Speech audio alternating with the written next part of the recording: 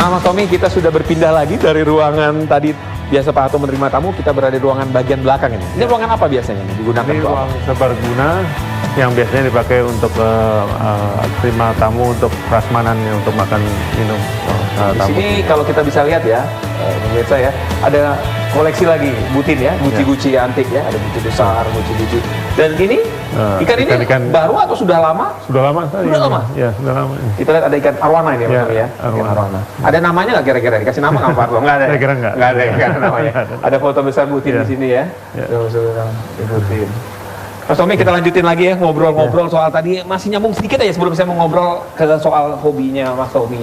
Kalau kita sampai dengan hari ini saja Mas ya, ada dua calon katanya. Ya. Pak Jokowi, Pak Prabowo. Ya. Mas Tommy condong kemana? Saya kira jelas bahwa kami condong kepada yang pro pada rakyat.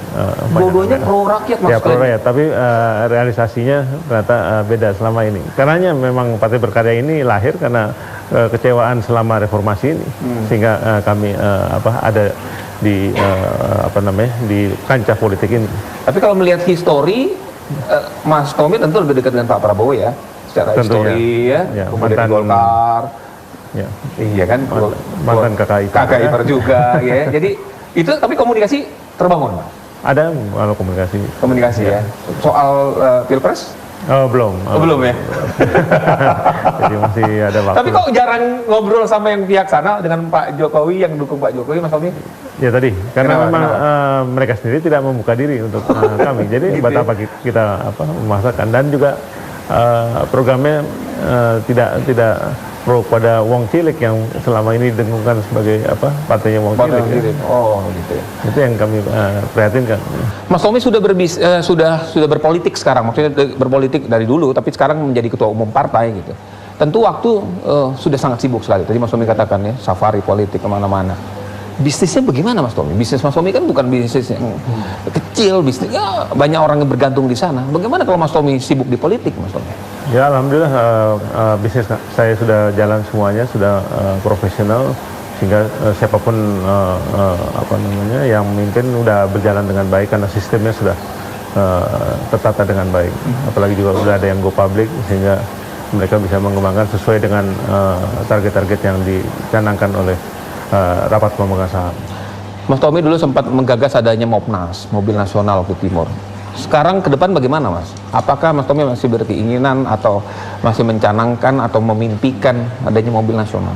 Sebenarnya mobil nasional itu memang harus kebijakan political will dulu dari pemerintah. Kalau memang political will-nya tidak ada, memang akan sulit. Ya kayak SMK lah yang bisa membesarkan Presiden Jokowi itu bisa akhirnya. Tapi nggak jalan juga kan? Karena political will-nya memang tidak ada gitu. Tapi kalau memang political will-nya ada, saya kira Mopnas itu harus dimiliki oleh bangsa yang sebesar Indonesia ini. Bisnisnya Mas Tommy atau bisnisnya keluarga Cendana, tapi yang bikin cukup kaget beberapa tahun lalu itu soal tax amnesty waktu itu. Ya. Sangat sosok hadirnya Mas Tommy tiba-tiba mengikuti itu, tiba-tiba langsung bertambah tebusannya pemerintah menjadi 600 miliar. Kemudian itu 2%-nya loh Mas Tommy. Artinya kekayaan Mas Tommy mencapai 30 triliun, betul tuh Mas? Saya kira itu kan isunya aja. Ya. Yang benarnya lebih. Enggak lah. Isunya 30 aja. Mas Tommy, soal kalau bisnis, Mas Tommy juga sempat mobil Lamborghini. Ya, bagi mobil sport. Gimana Mas Tommy? Untuk bisnis sekarang saat ini di Indonesia, kan kalau kita lihat mobil keluaran terbaru, mobil harga berapapun di Indonesia dibeli. Kan potensi pasarnya besar. Nah, Mas Tommy akan masih geluti bisnis itu? Saya kira sudah lama saya menjual Lamborghini ini. Dan ya karena dulu dikaitkan dengan Mopnas Timur. Jadi untuk menyerap atau mengambil teknologi otomotif yang tercepat adalah kita memang harus membeli industri yang sudah mapan, yang sudah terkenal. Itu cara kita men-shortcut daripada alih teknologi itu. Dan produk itu ya cukup berhasil, tapi ya karena tidak dilanjutkan daripada Timurnya ya maka kami lepas Lamborghini juga. Nah, ke depan Mas Tommy tidak ada fokus bisnis di dunia otomotif lagi atau seperti apa? Kan merupakan otomotif kan hobi. Tergantung daripada suksesnya Partai Berkarya. Oh, gitu. Kalau Partai Berkarya Berkuasa? sukses, ya bagi kita bisa insya Allah canangkan. kita bisa kembangkan bersama. Karena itu harus dipikirkan bersama. Sebagai anak bangsa ini harus punya kepedulian yang sama. Karena buat apa juga kita bikin industri, tapi juga rakyat tidak mau membeli atau tidak mendukung daripada proyek itu, ya, akan sulit.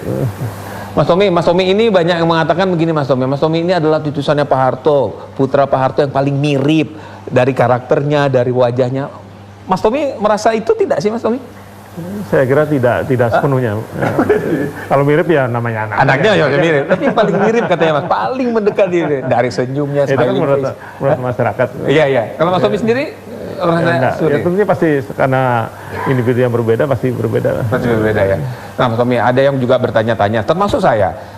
Kan ada kakak Mas Tommy, ada Mas Bambang, kemudian ada Mas Sigit. Tapi kemudian yang akhirnya menjalankan atau mendirikan terjun ke politik itu Mas Tommy. Ya mungkin karena mereka sudah tua, karena jarak umurnya cukup jauh kami. Jadi mereka sudah di atas 60 semuanya. Jadi lebih memikirkan untuk apa namanya hidup yang lebih sosial dan religi. Ya.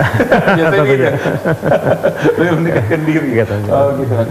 Mas, kita bicara soal peternakan tapos itu masih mana? Dikelola oleh keluarga? Ya, masih kan itu kebetulan yang karena saya ingat dulu Mas, setiap hari hampirlah tiap hari dulu Pak Harto di tapos itu tiap weekend lah atau dengan sapi-sapinya gitu. Nah ini masih sapi perah di sana. Sapi perah ya. Kalau untuk sapi potongnya untuk apa namanya Idul Adha saja. Jadi bukan untuk dikomersilkan. Oh, tidak komersil ya, untuk Idul Adha ya. Tapi juga kalau ada masyarakat peternak yang ingin belajar ke sana, kami juga membuka diri untuk bagaimana pengemukan maupun apa namanya memberikan pakan yang tepat untuk sapi-sapi itu. Ada Taman Mini Indonesia Indah, ada Taman Buah Mekarsari, itu mana Mas? Itu juga Mekarsari juga lebih sekarang dikombin dengan apa namanya rekreasi. Jadi ke sana tuh bukan hanya melihat tanaman buah, tapi juga rekreasi secara umumnya seperti tempat rekreasi yang lain. Dan di sana juga buahnya bisa dijual langsung dari pohonnya. Jadi kelebihannya di situ sih, masyarakat bukan membelinya dengan cara memetik terus menimbang dan membayar. Oke. Mas, kalau itu masih disentuh nggak sih Mas? Maksudnya ada permajaan atau sudah ya begitu saja gitu? Ada, setahu saya ada permajaan. Ada ya? Saya sendiri udah lama nggak sana, tapi dari laporan yang ada penambahan wahana dan sebagainya tempat rekreasi itu. Dulu kalau dan bahkan ada kebun binatang mininya di sana. Oh, ada mini zoo, kebun binatang mini. Ya. Oh.